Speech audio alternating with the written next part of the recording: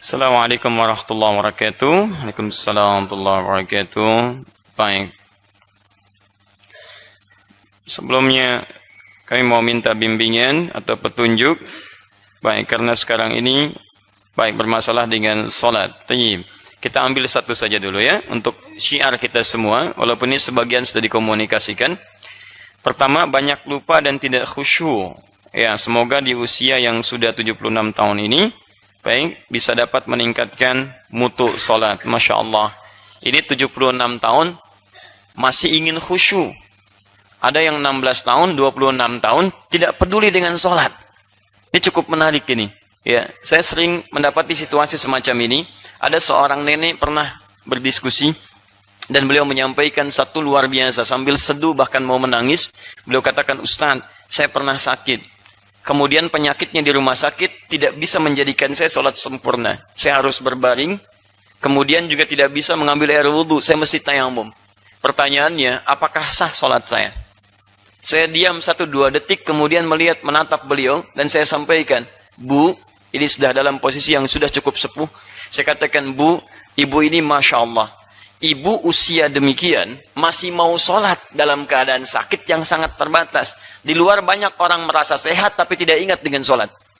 Maka pertama, ketika ada nilai dan rasa seperti ini, saya mengajak pada Anda semua syukuri dulu nikmat itu.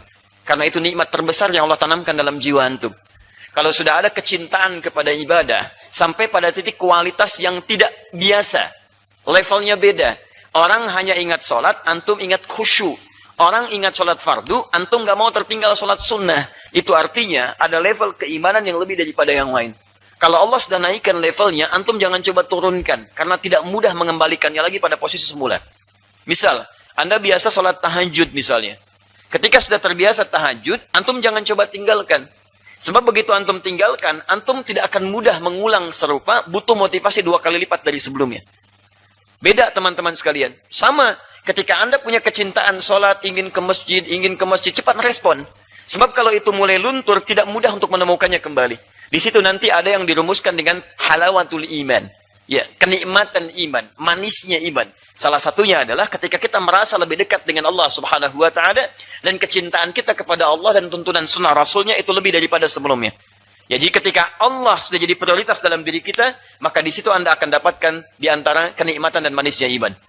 Baik, jadi yang pertama, syukuri dulu ini, dan cara bersyukur tidak sekadar mengucapkan Alhamdulillah. Saya sering katakan kepada Anda, syukur itu adalah ungkapan yang membutuhkan konsistensi dan komitmen kita. Dalam bahasa bebasnya, syukur itu ungkapan terima kasih atas nikmat yang diberikan oleh Allah kepada kita, dengan cara menggunakan nikmat itu sesuai dengan peruntukan yang Allah tetapkan. Misal, Anda diberikan nikmat sehat mata. Anda ingin mensyukuri nikmat mata, tidak cukup dengan Alhamdulillah, tapi gunakan mata ini sesuai dengan fungsi yang telah Allah tetapkan. Apa kata Allah? Kullil mu'minina yaghuddu min absarihim. Katakan pada pria-pria yang merasa beriman, hanya boleh lihat yang baik-baik saja. Ayat 31-nya untuk perempuan di surah 24. Wa kullil mu'minati yaghuddna min absarihinna. Katakan pada perempuan-perempuan yang merasa punya iman, matanya lihat yang baik-baik saja. Jadi kalau lisan Anda mengucapkan Alhamdulillah, tapi pandangannya melihat yang salah, itu tidak disebut dengan syukur. Jelas ya? Anda lihat tayangan yang tidak baik, Alhamdulillah, Masya Allah. Itu bukan syukur, dosa namanya. Jelas ya? Tapi lisan juga begitu. Coba lihat. Kalau Anda bersyukur, awas ya, hati-hati. Ketaatan tidak akan bersanding dengan maksiat. Taat tidak akan pernah bersanding dengan maksiat. Karena baik tidak akan bertemu dengan yang buruk. Baik dengan baik, buruk dengan buruk. Itu sudah rumus dan fitrah dalam kehidupan. Quran surah ke-24 ayat 26. Al-khabithatu lil-khabithina, wal-khabithuna lil-khabithat, wat-tayyibatu lit-tayyibina, wat-tayyibuna lit-tayyibat. Baik ketemu baik, buruk ketemu buruk. Jadi, maaf, taat itu baik, maksiat itu buruk. Jadi taat gak akan bersanding dengan keburukan. Misal, sholat itu taat, mencela itu maksiat. Makanya kalau orang sholatnya bagus, gak akan keluar celaan di lisannya. Jadi kalau antum salatnya rajin tapi gemar mencela orang lain, pasti ada yang salah dalam kualitas salat antum. Makanya ketika salat benar disebut di Quran surah 29 ayat 45. Inna salata tanha 'anil fahsya'i wal munkar. Di fahsya enggak akan keluar, mungkar enggak akan nampak. Jadi kalau salat yang antum kerjakan belum mencegah dari perbuatan keji dan mungkar, ada yang salah dalam salatnya. Pasti itu. Langkah kaki orang ke masjid tidak akan pernah digunakan pada yang maksiat. Jadi mustahil kaki digunakan untuk sholat, keluar dari masjid pakai sendal orang. Itu mustahil. Keluar dari masjid ngangkut barang orang. Itu mustahil. Keluar dari masjid, bahkan di dalam masjid ngambil snack orang. Itu mustahil. Jadi teman-teman sekalian, tolong lihat baik-baik bahwa taat tidak akan bersanding dengan maksiat. Ketika taatnya itu tinggi, artinya maksiat ditekan dalam diri antum. Dan antum tidak bisa mengelabui diri sendiri. Terlebih mengelabui Allah subhanahu wa ta'ala. Hanya orang munafik yang coba mewujudkan itu, tapi dianggap oleh Allah tidak akan pernah berhasil. Quran surah kedua, Al-Baqarah ayat ke-9. Yakhadi'un Allah walladzina amanu, wa ma yakhda'una illa anfusahum. Wa ma yash'urun. Mereka mencoba mengelabui Allah dan orang beriman. Di orang beriman itu nggak bisa ditipu orang munafik. Nggak bisa. Walaupun dia bawa nilai Islam misalnya, ada teori dalam Islam bahwa ini bukan penyimpangan, ini adalah fitrah dalam kehidupan. Nggak bisa. Nggak bisa. Itu jangankan kepada hati, ke akal kita nggak masuk. Jangankan ke akal, ke telinga nggak akan nembus. Nggak akan bisa masuk. Ya. Wa ma yash'urun, tapi mereka nggak sadar kalau mereka melakukan sesuatu yang salah. Di pertama, kita bersyukur bahwa dalam segala hal kehidupan masih ada kalimat-kalimat ini untuk menjadi contoh buat kita. Saya bacakan supaya kita jadi ukuran. Ini beliau 76 tahun sudah berada di level itu. Antum yang sekarang sedang meniti kehidupan dalam pertengahan usia atau yang kita dapati saat ini, kita berada di level yang mana? Maksud saya, kalau sekiranya Allah Subhanahu wa taala mewafatkan kita, usahakan naikkan level pada tingkatan yang tadi Nabi turunkan teorinya sampai meningkat keimanan kita di Allah Subhanahu wa taala. Kita jawab dulu yang pertama. Saya suka lupa dalam sholat. Baik, lupa itu dibagi dua. Secara umum dulu ya. Saya belum masuk ke sholat, tapi secara umum. Tolong nanti uraian yang saya sampaikan, antum lihat baik-baik secara sempurna. Karena sekarang ada yang hobi motong-motong video. Itu yang bermasalah. Ya. Yang anehnya kemudian dipotong, sebarkan itu di akhir lah. Saya coba tunjukkan beberapa siklusnya. Yang itu kita abaikan saja. Buang-buang energi. Ya. Sekarang juga kalau dibahas, habis waktu kita. Baik, kita kembalikan ke sini. Pertama, lupa dibagi dua. Ya. Pertama ada lupa yang sifatnya positif. Memang bagian dari fitrah kehidupan. Diberikan lupa oleh Allah sebagai anugerah. Karena itu disebut kita insan. Insan disebutkan 65 kali di Quran, di 63 ayat, di 43 surah yang berbeda. Kata Ibnu Abbas radhiyallahu taala anhuma, termasuk dalam Ibnu Manzur di kitabnya Lisanul Arab menyebutkan summiyal insanu insanan. Manusia disebut dengan insan. Kenapa? Minan nisyan, dari kata nisyan, akar katanya nasya, lupa. Li'annahu 'indama 'uhida ilaihi fanasya. Karena ketika dia punya perjanjian dengan Allah, kadang dia lupa dengan perjanjian itu. Bukankah antum berjanji ingin menjadikan Allah sebagai Rabb? Quran surah 7 ayat 172. Alastu birabbikum wa idza akhadha rabbuka min bani adama min dhuhurihim dhurriyyatahum wa asyhadahum ala anfusihim alastu birabbikum qalu bala syahidna. Kami berjanji ya Allah menjadikan kau sebagai Rabb. Rabb itu bukan berarti maaf Tuhan saja, ada konsekuensi. Tuhan yang dipatuhi perintahnya, Tuhan yang disembah dengan segala keagungannya, Tuhan yang diakui segala kemuliaannya, Tuhan yang diakui segala perawatannya, muncul rububiyah, sifat ketuhanannya disebut dengan uluhiyah, Tuhan yang dipanggil ketika kita memiliki kebutuhan-kebutuhan, ada asma wa sifatnya, dengan turunan yang lainnya. Nah sekarang persoalannya, maaf, kadang kita lupa di antara turunan-turunan ini. Katanya, mohon izin, Anda mau patuh kepada Allah, tapi dipanggil sholat belum datang juga. Katanya patuh kepada Allah. Kata Allah jangan sombong, sombong juga. Jangan dusta, masih dusta juga. Coba sampai dengan usia sekarang, berapa kali Anda pernah berdusta dalam kehidupan? Silahkan cek. Dusta pada orang tua, dusta pada pasangan hidup, dusta pada anak-anak. Kadang lupa kita. Kadang lupa, karena itu disebut dengan insan. Punya perjanjian, tapi kadang lupa. Dan di antara sekian yang lupa ini, teman-teman sekalian, ada yang sifatnya anugerah, memang bawaan. Kenapa? Untuk meringankan beban kehidupan kita. Bayangkan kalau antum masih ingat dari sejak lahir sampai sekarang. Wah, bisa gila itu. Luar biasa, betul. Semua diingat. Dari mulai lahir sampai sekarang. Apa yang dilihat, keingat. Apa ini, keingat. Teman-teman sekarang, kalau tidak ada lupa, luar biasa. Seorang ibu yang tidak pernah lupa sakitnya melahirkan, nggak mau lahiran lagi. Betul, antum yang tidak pernah lupa dengan suatu kejadian yang sulit, berat. Bagaimana menjalani kehidupan itu? Muncul lagi, muncul lagi, muncul lagi. Lihat pohon ada bayangan, keingat gitu kan? Lihat ini ada macam-macam, keingat. Kalau tidak dibuat berikan lupa sebagai anugerah, itu tidak mudah mendapatkan keringanan dalam kehidupan. Itu sifatnya anugerah. Tapi ada yang kedua, Maaf, lupa yang bersanding dengan kesalahan. Penyebabnya bisa dua. Satu karena setan, yang kedua karena maksiat. Ya, satu karena setan, yang kedua karena maksiat. Tayyib, yang karena setan, kita lihat misalnya uraian Nabi SAW, termasuk dalam hadis riwayat Abu Daud. Teman-teman lihat gini, fokus baik-baik. Ketika seseorang sudah mulai bertakbir, dia mulai bertakbir, kata Nabi, fayaqulu syaitan, maka setan akan mulai membisikkan, mengatakan pada benaknya, udhkur kadza, udhkur kadza. Kamu ingat ini ya, ingat ini ya, ingat ini ya. Nanti kalau nggak percaya, silahkan waktu mau sholat isya.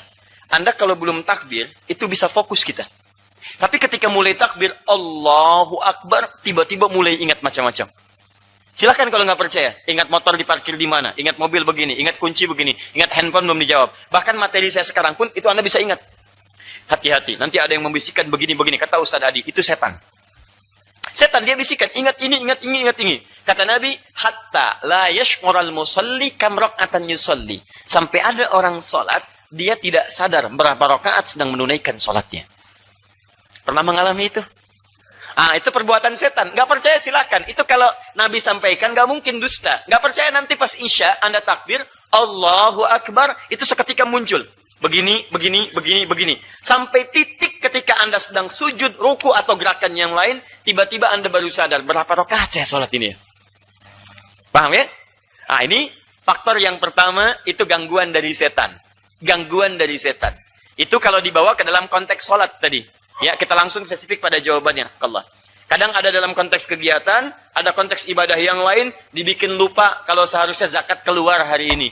Dibikin lupa kalau antum harusnya menunaikan ibadah ini. Dibikin lupa ketika antum sedang menghafal Al-Quran.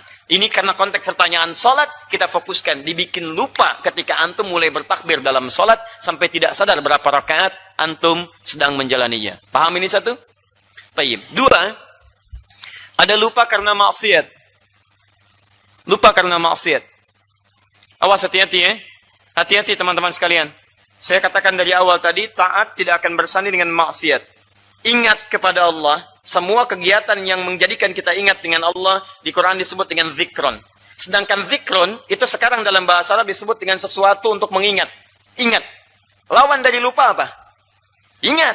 Jadi ketika antum menyebut ingat, itu zikir namanya. Makanya ketika Anda diminta untuk mengingat menghafal Quran, mengingat-ingat Quran menghafalkannya, bahasa Qurannya zikrun. Silahkan cek, bukan hifdun, tapi zikrun. Zikrun. Quran surah ke-54. Ayat 17, ayat 22, ayat 32, ayat ke-40. Walaqad yassarnal Qur'ana lidzikri. Fahal min muddakir. Dan sungguh, kami telah mudahkan Al-Quran untuk diingat. Kalimat ingatnya menggunakan kata zikrun. Zikrun. Zikir. Ingat. Bisa diartikan juga menghafal. Uzkur. Coba ingat-ingat. Coba sebutkan. Atadzkur, apa kamu ingat? Dan seterusnya. Zakir, yang mengingatkan. Fadzakir, coba ingatkan. Fadzakir innama anta mudzakir. Wa dzakir fa inna dzikra tanfa'ul mu'minin. Dzakir dari kata dzakara, ingat. Lawan dari ingat itu lupa. Nasya. Nah, lihat baik-baik.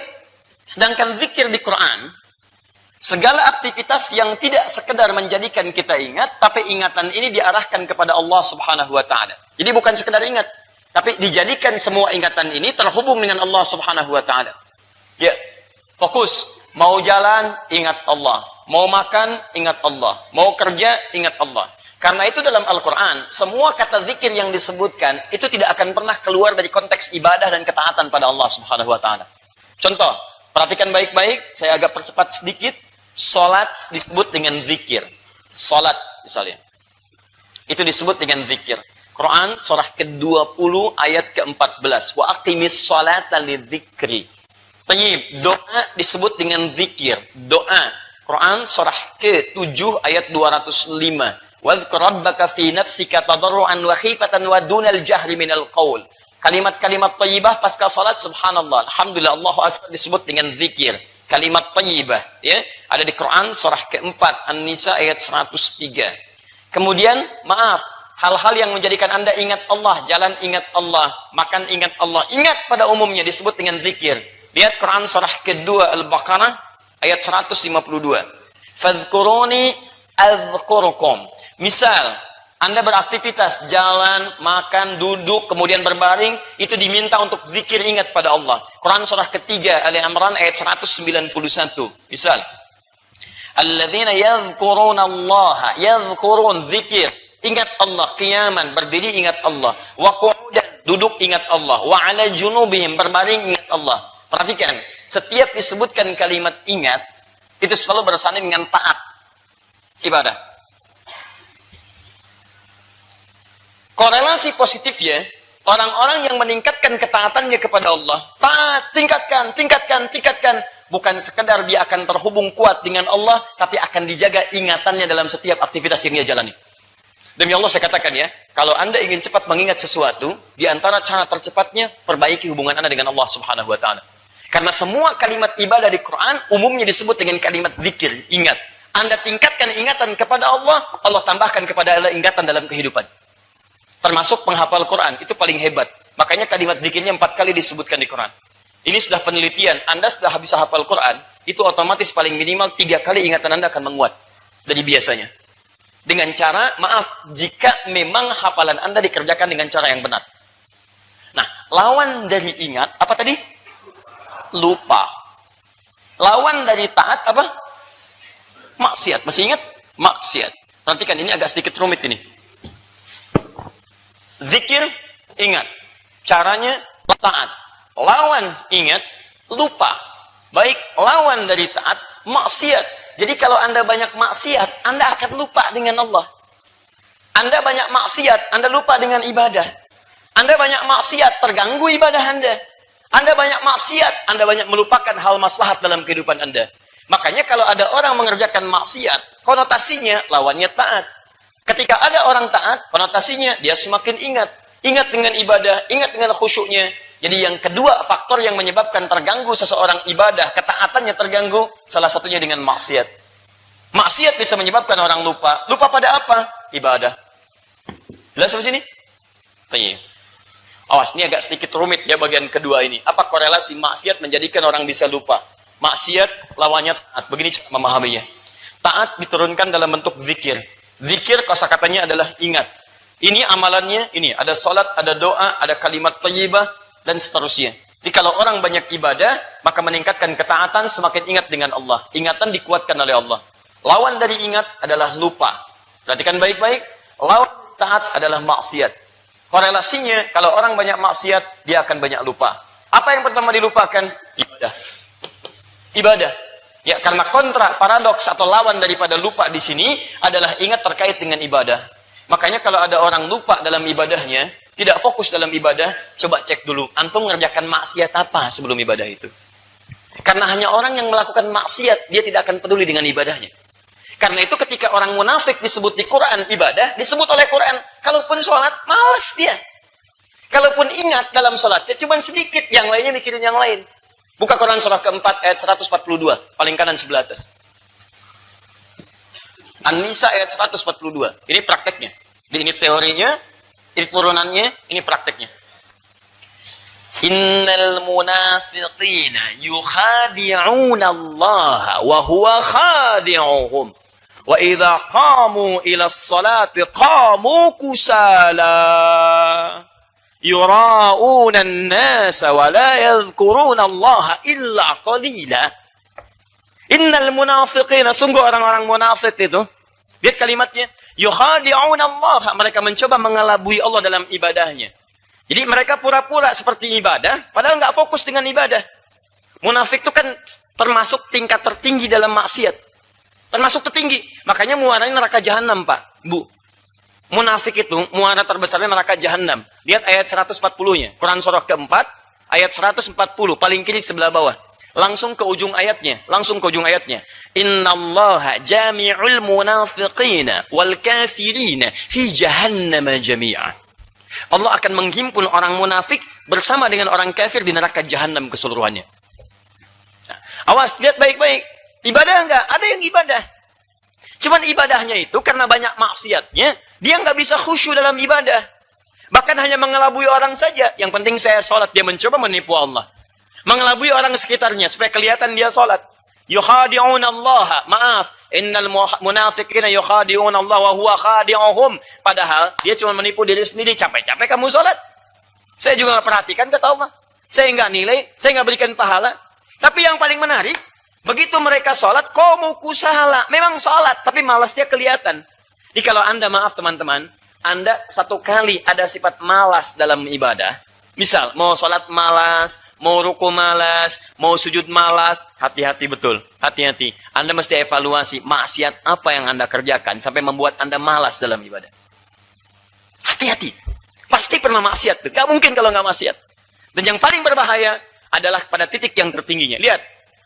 Wala yadhkuru dzikir wala yadhkurunallaha illa qalila, dan mereka tidak ingat dengan Allah kecuali sedikit saja. Sedikitnya apa? Sedikitnya masih mau sholat, cuman dalam sholatnya tetap gak ingat Allah. Yang diingat fulan, ini, itu, maslahat dunia dan sebagainya. Wala yadhkurunallah, tidak ingat. Apa lawan tidak ingat? Lupa. Dibuatlah dia lupa dengan nilai ibadahnya. Jadi kalau ibadah gak ingat Allah, maaf, kadang cepat, kadang lupa rakaat, kadang tidak ada fokus dan sebagainya. Kalau Anda mengalami sifat seperti ini, maaf, coba pikirkan pada diri kita. Dari dua kemungkinan tadi, ada yang positif, ada yang negatif. Di mana posisi kita kalau mengalami seperti itu sesuai dengan pertanyaan Ibu tadi? Ustadz, saya sering lupa kalau sedang sholat, sehingga lupa itu tidak memudahkan saya mendapatkan kekhusyuan. Bagaimana saya supaya khusyuk dan menghilangkan lupa ini? Kalau yang dimaksudkan lupa yang pertama, maka itu bagian yang normal dalam kehidupan. Karena semakin semakin usia berkembang, semakin kelemahan didapatkan. Itu sudah bahasa Quran. Ya, Allah menciptakan kita dari kuat. Semua memba'ni kuwatin dha'f. Kemudian setelah kuat jadi lemah lagi. Sampai kemudian semakin sepuh, semakin melemah ingatan-ingatan kita. Jadi kalau kemudian Anda mendapatkan bagian pertama, itu normal. Cara untuk bisa menguatkannya lagi, supaya terjaga fokus sholatnya, saya sarankan jangan tinggalkan sholat berjamaah. Itu caranya. Simple. Jadi kalau yang laki-laki ke masjid, perempuan nggak bisa ke masjid di rumah. Yang penting jamaah. Sebab kalau berjamaah, ada yang saling mengingatkan. Imam lupa, yang ingatkan siapa? Makmum. Pasti itu. Karena imam satu, Lukman. Makmum banyak. Jadi begitu imam lupa, makmum ingatkan. Kalau makmum lupa, siapa yang ingatkan? Tidak. Yang ingatkan suasana berjamaahnya. Nggak mungkin imam ingatkan. Ya, nggak mungkin. Imam nggak bisa nengok ke belakang. Ya, aduh imam saya lupa. Oh, begini caranya. Batal sholatnya semua. Tidak. Imam tidak mungkin mengingatkan. Tapi suasana sholat akan mengingatkan dia. Misal, Anda harusnya misalnya sujud, tiba-tiba Anda keingat ruku. Begitu mau ruku, teman-teman sekarang harusnya sujud. Anda menyadari bagaimana suasana sholat jamaah menjadikan semua orang sujud kecuali Anda. Maka saat itulah otomatis Anda akan mengerjakan sujudnya. Paham ya? Anda kira rakaat kedua, Anda berhenti, ternyata semua orang naik. Maka Anda otomatis akan mengikuti orang yang lain untuk naik, kemudian menyempurnakan rakaat Anda. Paham? Maka sholat berjamaah, salah satu faedahnya, meningkatkan kualitas sholat kita dan menjaga dari lupa dalam sholat. Jika Anda imam diingatkan makmum, jika Anda makmum lupa, maka diingatkan oleh suasana sholat dalam berjamaahnya. Paham sampai sini? Baik, karena itu saya sarankan bagi para ibu pun yang belum bisa ke masjid, ternyata bukan ada alasan untuk tidak berjamaah. Bukankah di rumah kadang-kadang ada anaknya, ada cucunya, ya, ada misalnya asisten rumah tangga dan sebagainya. Jadi jangan jadikan alasan untuk tidak menunaikan sholat dengan berjamaah. Itu yang pertama. Yang kedua, kalau memang sumbernya dari satu di antara dua, setan atau maksiat, maka caranya adalah pertama, kalau dari setan kita berlindung kepada Allah. Fasta'iz billahi minasyaitonir rajim. Berlindung pada Allah. Bacakan ta'awudz. Bacakan surah-surah untuk perlindungan. Itu boleh. Boleh. Dari hadis-hadis umum disampaikan Nabi SAW. Kadang-kadang kalau sudah jelas, Nabi nggak sampaikan lagi. Karena sudah jelas. Bukan nggak ada contoh, hati-hati. Bukan nggak ada contoh. Sholat itu dibuka dengan takbir. Allahu Akbar. Ditutup dengan salam. Pertanyaan saya, boleh nggak sebelum sholat saya baca bismillah? Halo? Kalau tidak tahu, katakan.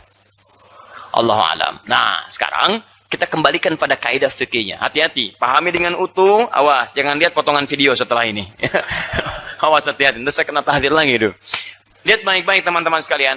Pertama, ada kaidah yang jelas awal dari akhir. Teori dengan contoh. Yang kedua, ada kaidah yang jelas disampaikan ketentuan umumnya, yang kalau sudah disebutkan, gak usah kita mengulanginya lagi. Yang penting kaidahnya sudah jelas. Saking jelasnya, Nabi nggak sebutkan lagi. Nabi nggak sebutkan lagi. Contoh misalnya, kalau antum mau makan, baca apa? Tahu dari mana? Hadis jelas ya. Kata Nabi, samillah, sebut nama Allah. Kata Imam Al-Bukhari, paling gampang Bismillahirrahmanirrahim. Paling singkat sebut Bismillah. Makan apa saja? Nggak disebutkan. Makan bubur, makan kurma, makan ini, makan itu. Itu makan. Sekarang kalau saya mau pakai pakaian, baca apa? Tahu dari mana? Bismillah kan untuk makan.